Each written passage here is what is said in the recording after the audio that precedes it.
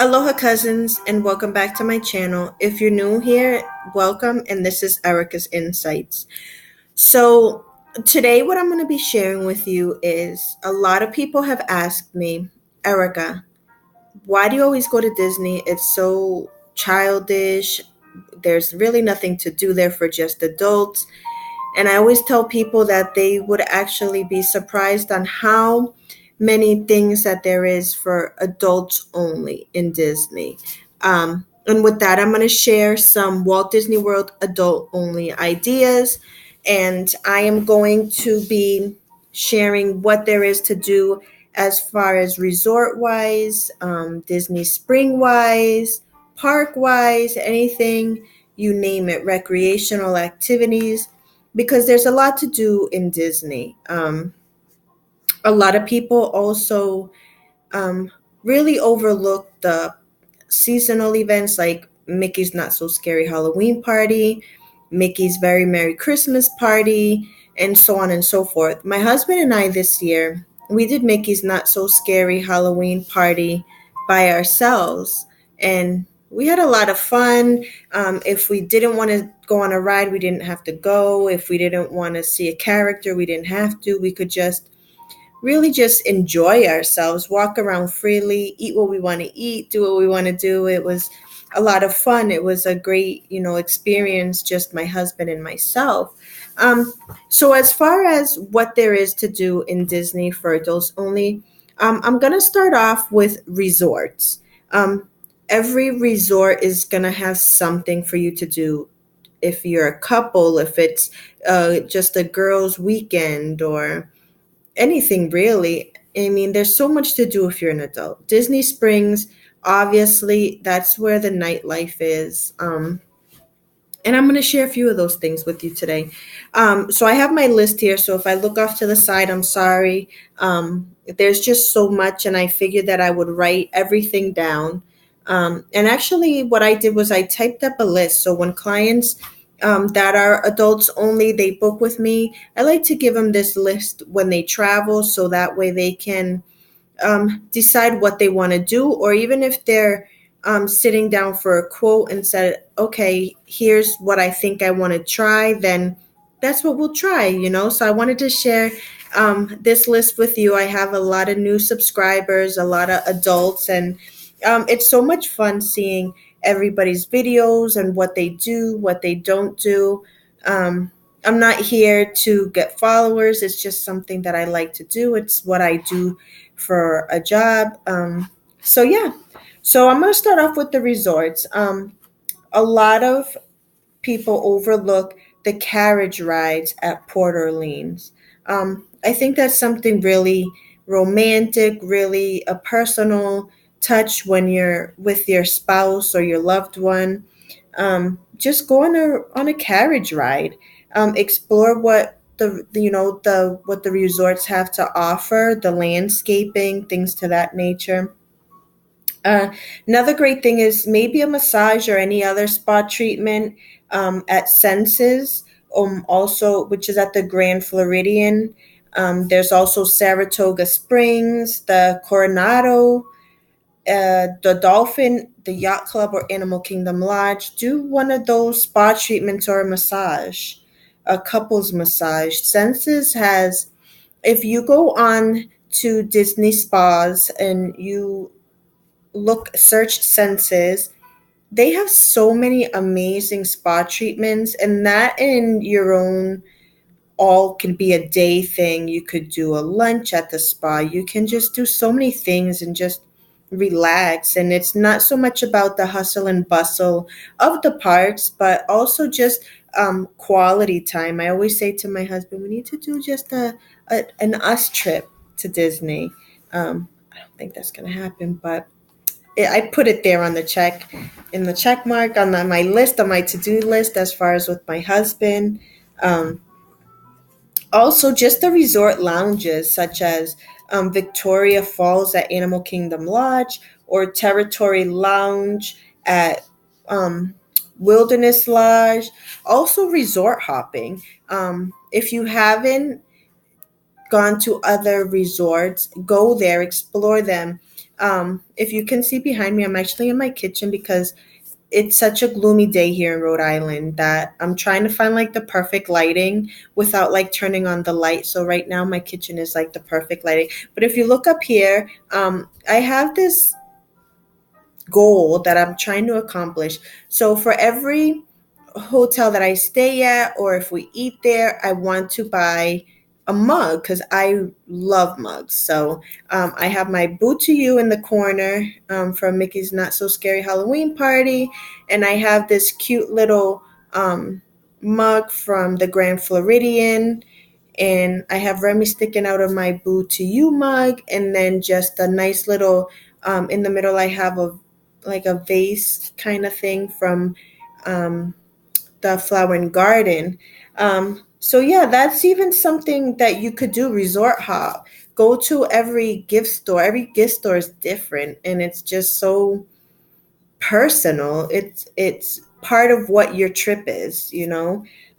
Also, stay at concierge level. If it's just you and your husband or you and your wife, stay at a more upscale hotel. Stay at your concierge level, your club level, definitely. So you can get a feel what is Disney with your children, or whether it's if you don't have children, your nieces, your nephews, your grandchildren. Stay at concierge level. And not only that, but take time, sit and relax in the lobby of a deluxe resort, or sit out on the balcony if your hotel has a balcony. Relax, make yourself a cup of coffee, a cup of tea. I This past summer we actually did a lot. It was a really busy trip. I had an aunt that came from Ecuador, and it was her first Disney trip. So we were celebrating my mom's retirement after 40 years of working. She finally retired, and every year we take my mom on our Disney trip just because that's something that she did with my brother and myself as we were kids. Every year we would go to Disney faithfully, and my mom um, was a single mom. She got divorced when I was young, and but we always traveled. We've been to Aruba, we've been to Disney every year, and I'm 39 now, so I just kind of took a break from Disney when I had my son because he was born prematurely, and he's autistic. So he's now 12, so almost 12. He'll be 12 on Christmas. So a good chunk of his life has been, you know, just advocating for him and spending time with him. But now that he's great, that now I'm back on my Disney mode. Um, so yeah, sit in the lobby. We sat in the lobby of the Grand Floridian and just listened to how beautiful the cast member played the piano, and we had so much fun and singing the songs, and it was really great. So that even that was just relaxing. Um, Also, walk along Disney's boardwalk. Disney's boardwalk is really a place to be, especially as an adult. Um, if your resort offers hammock, relax in one. How perfect could that be? Sitting by the pool and just laying in a hammock and just relaxing. Also, Starlight Safari. Um, you could do that at Animal Kingdom Lodge. Do that.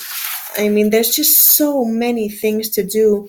And pick a day, really pick a day and lounge at your hotel's pool and explore your resort. Because I always say that I think with the hustle and bustle of going to the parks, you never really enjoy your resort. I feel like this past trip, I always plan ahead. I am one of those people that I like to plan, which is why I work for Mickey's World Travel. I am one of the many travel agents that work for Mickey World Travel. So what we do is we're a concierge service, a free concierge service. We don't charge you, but we take for those that are maybe too busy to plan their own trip. That's where we come in. We do your dining 180 days out. We do your fast passes. We do everything. We book your Magical Express. We get your magic bands for you. We set up your My Disney experience. We do anything and everything that you want us to do. What's in our what we can do as far as that. But I mean, yeah, even we've stayed at so many resorts that I can't say that we've actually just relaxed and enjoyed ourselves. It's always like I feel like it's we're always on the go, go, go. And that's when we don't look at what Disney has to offer as far as the adult level goes. So now, as far as dining for adults only trip to Disney, a great one is Victoria and Albert's at the Grand Floridian. A California Grill, you can do all the Sunday brunch as well. A lot of people aren't into character dining, but I have done some amazing character dining. I really like 1900 Park Fair, especially for the dinner. It was amazing. The food was fantastic and the character interaction was great. Even my husband had so much fun. He would laugh and he's like, "Oh my God, look at Cinderella. She looks just like her." We really enjoyed ourselves. Also, STK in Disney Springs. The boathouse is fantastic. We actually have a family member that she's a cast member, and we're always so busy, and we know she's so busy, so we always take advantage of at least getting a dinner in. So this past trip we did the boathouse in Disney Springs. It was amazing. I think we did it on our arrival night, and it was just we had so much fun, and they had the most amazing entertainment, the most amazing singers, and we just enjoyed ourselves. And we were a big party, so we got like that perfect booth table that's right inside the boat, and then so we could look out onto the water. It was just the perfect mood, and we had a great time. The Raglan Road in Disney Springs as well. Again, character meals. You're never too old. Everybody has their favorite character. So just try it. If you haven't dabbled in a character meal, try it at least once. Um, we also have Yachtsman or Shula's Steakhouse, as well as you could go to Animal Kingdom Lodge, Boma. I really like Boma.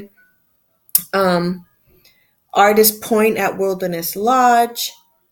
You also have Todd's English Blue Zoo restaurant or their lounge. You can go there. I really enjoyed Frontera Cocina in Disney Springs, as well as Morimoto Asia in Disney Springs. I really like the ambiance there.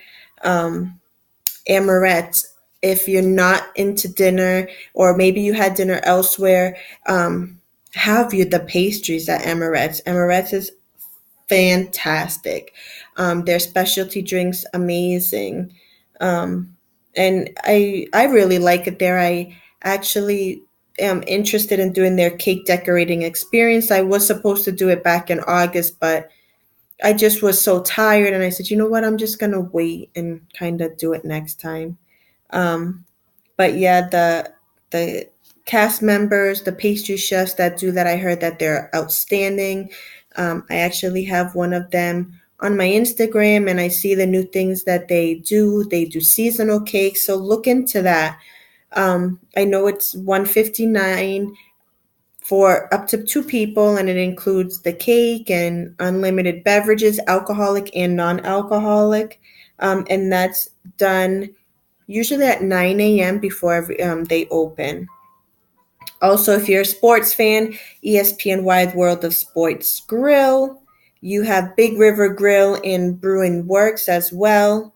And Be Our Guest. Who does not love Be Our Guest in Magic Kingdom? Even Cinderella's Royal Table, just go. And there's so many add-ons that people don't know. You can do wedding proposals or so many things that you can do. So never look at those as just like something for the kids, because it's very much geared to the adults as well. Also, Sci-Fi Drive-In Diner. Um, as far as recreation goes, there's so much to do. And I feel like there's so much to do in Disney in so little time, which I encourage you. If you can go once a year, go once a year. If you can go multiple times a year, go multiple times a year. If you don't, buy your annual pass. It's worth it. After a few visits, it's already paid for itself. As far as recreation goes, There's some amazing golf courses out there. If you don't know how to golf, you can take golf lessons. Disney has some amazing fishing excursions that you can do. You can do an Illuminations or Wishes cruise, a tandem bike riding. You can also do horseback riding at Tri-Circle D at Fort Wilderness. Um, if you're more of a, activities person, do bowling. You can do bowling eats and drinks at Splitsville Lane right there in Disney Springs. Surfing lessons at Typhoon Lagoon. If you don't know how to surf and you're up for some adventuring, take a surfing lessons there at Typhoon Lagoon. You can also rent canoes at Fort Wilderness. You can also do horseback riding. I just keep repeating that. Do the horseback riding. There's archery at Fort Wilderness, tennis. You also have making the s'mores at the campfire. I mean, just so many things that there is to do. Never, overlook that as far as being an adult with no kids at Disney. As far as bars, dancing, and shows go, there's the Abracadabra Bar, which is next to the Flying Fish. That's on the Disney's Boardwalk. You have Jelly Rolls on Disney Boardwalk. Atlantic Dance on Boardwalk. Remember, every resort has their bar or their lounge area, a great place to meet other couples or other moms and dads taking a break. Um, the Raglan Road in Disney Springs. You have the House of Blues in Disney Springs. Um, I like Trader Sam's at the Polynesian Resort. Also Tune In Lounge and Hollywood Studios. And of course, you could always catch a Cirque du Soleil show there in Disney Springs. So you're saying, okay, yeah, I've had it. I don't want to do any more Disney Springs. What about theme parks? What is there for me to do at the theme parks? A lot of people always say, why am I going to go to the theme parks? What is there to do for me? As you can just, there's so many things. You could drink around Epcot, drink a beverage around Showcase, the World Showcase. So there's drink around Epcot going on now. We have the Epcot Food and Wine Festival. Um, the Swan and Dolphin also have a food and wine festival. Epcot Flower and Garden Festival. There's also, like I said, going on up until Halloween, Mickey's Not So Scary Halloween Party. And the Boo to You Parade is fantastic. I had so much fun. If I can, I'll put a clip of what, me and my husband didn't dress up. I kind of went themed dress, but it wasn't dressed up. I had this cute little Snow White top and a headband. But it was our first Mickey's Not So Scary Halloween party and definitely not our last. We had fun. The weather, however, was horrible. It was like torrential downpours. It was monsooning. It did stop for the parade, but we still had fun. We put on our ponchos, and there was a point I didn't even care if I had my poncho on. I was in Disney and I was going to have fun. There's also Christmas and Mickey's Very Merry Christmas Party. I have yet to do the Mickey's Very Merry Christmas Party, but that is in our near plans. I'm not sure if we're going to do it this year or next year yet. I'm just very indecisive what we're going to do.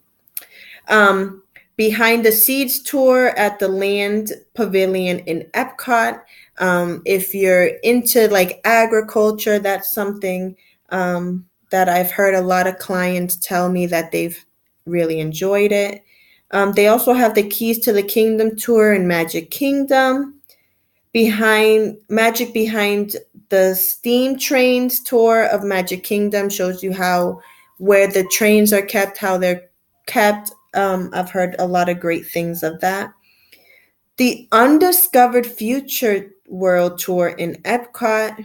You can find all these tours on the Walt Disney World website under tours and special events, and it'll give you a list and kind of a description of everything, because I don't want to go into details, but also if you need me to help you out and if you have any questions about any of these tours or special events, I will put my Mickey World Travel email in the description box if you need help planning your upcoming trip, or if you have any questions about these tours, please feel free to reach out to me and I can hopefully answer all your questions that you may have. Also, they have the Walt Disney Marceline to Magic Kingdom tour. They have a World Showcase Destinations Discover tour in Epcot. And also, in Epcot, they have the Dolphins in Death or Dive Quest in Epcot's Living Seas. Also, we have backstage tales in Animal Kingdom where you get an up close and personal with a lot of the animals. And savor the Savannah evening safari experience in Animal Kingdom as well. They also have a Wild Africa Trek tour in Animal Kingdom.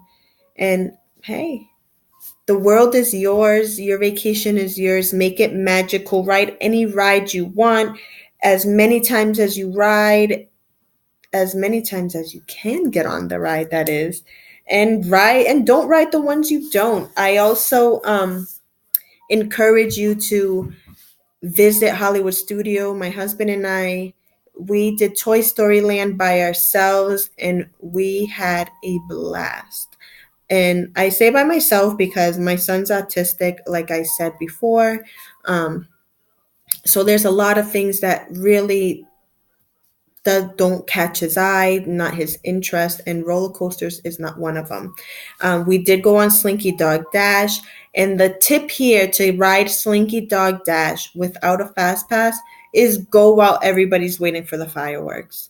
We went on Toy Story Mania. It was a 5 minute wait. Everybody was sitting, and it was so funny because we kind of rushed over. We had finished our dinner at Park Fair, and my son and my mom went back to the hotel, as well as my aunt. They went back to the hotel. If I'm wrong, I think they actually went to Disney Springs, and we went to Hollywood Studios, and he just had a blast with his grandmother. But I enjoyed just getting on Toy Story Mania, beating my husband, which is always a good thing. But then after that, we just kind of hopped into a line to take a picture with Buzz. We had so much fun.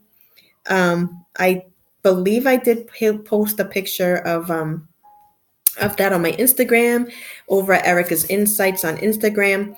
And the wait for Slinky Dog was maybe like 20 minutes, and it wasn't even 20 minutes. It was like, okay. And I enjoyed it. I am such a scaredy cat, so I don't do roller coasters. But I had to get on this. I had to get on Slinky Dog to say I went on Slinky Dog, and it was amazing. And I was near the end, and I enjoyed it. But so yeah, so those are some of the things that you can do when you're adulting in Disney. No kids, no grandkids, no nieces, no nephews.